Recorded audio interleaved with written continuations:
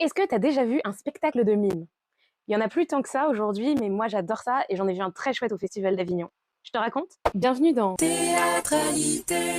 la série où je te parle de spectacle depuis mon oreiller. Les petites aventures de Mimique, c'était une date unique, je suis tombée dessus au pif parce qu'en fait le mime m'a tracté dans la rue et j'ai foncé parce qu'il a su me convaincre, il m'a dit qu'il était dans la veine du mime Marceau, tout en noir et blanc, tout en précision, et en plus j'avoue le mec était giga beau gosse. Le spectacle, c'est vraiment ce que le titre promet, des petites aventures. On suit donc le mime Ick, qui est ouvrier d'usine, dans son quotidien et dans les petites aventures de son quotidien. Donc il se lève, il s'habille, il va au cinéma, à la pêche. C'est tout simple, c'est très visuel, très doux. En plus, ici, chaque scène est portée par de la musique classique, ce qui, du coup, donne un côté ultra poétique. Moi, ça m'a fait penser à Fantasia et Fantasia 2000 de Disney, que je regardais tout le temps quand j'étais petite, que j'adorais. Et surtout, je sais pas trop pourquoi, mais ça m'a fait penser au court-métrage de Fantasia 2000 sur Rhapsody in Blue, qui était mon préféré quand j'étais petite. Donc bref, le mime, moi, j'aime ça surtout pour cet effet-là. C'est tout mignon, c'est tout doux et ça ramène en enfance, en fait. C'est un art auquel je suis très sensible. Mais surtout, ici, c'est un spectacle qui joue énormément avec le public. Le Mimi qui capte le moindre rire, le moindre éternuement et il réagit en direct à tout le temps. C'est hyper drôle.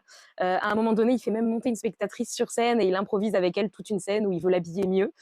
Et ce jour-là, la fille, elle a joué le jeu à fond. Et du coup, lui, il rebondissait. C'était drôle, c'était spontané, c'était vivant. Il y avait vraiment une super proposition. Et puis, plus tard dans le spectacle, il y a eu une séquence que j'ai trouvée absolument géniale où le mime nous regarde en silence. Et puis, du coup, il y a quelqu'un qui finit par rigoler. Et puis, ça fait rire quelqu'un d'autre, puis quelqu'un d'autre. Et puis, lui réagit. Et puis, nous, on réagit. Et puis, lui réagit. Et puis, nous, on réagit. Et ça se relance, en fait, en permanence.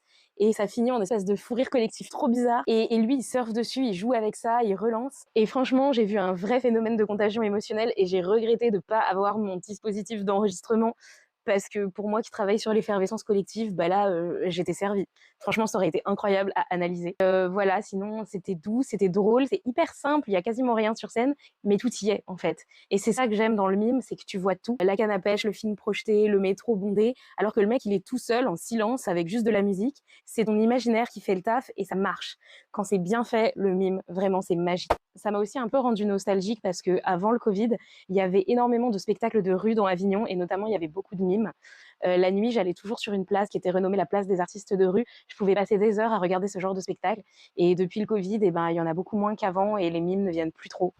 Donc bon, là, évidemment, c'était en salle, mais j'ai retrouvé un peu cette émotion-là de mes nuits avignonnaises et ça m'a vraiment fait du bien. Et puis en vrai, un mime, c'est un peu l'homme idéal, non? Parce que pour être mime, il faut savoir, un, écouter et deux, fermer sa gueule. Mais que demander de plus? Bref, pardon pour cette vanne douteuse et longue vie à l'art du mime. J'espère que Monsieur Hig va bien. Si t'as vu le spectacle, n'hésite pas à me dire ce que t'en as pensé en commentaire. Et sinon, bah, dis-moi si ça t'a donné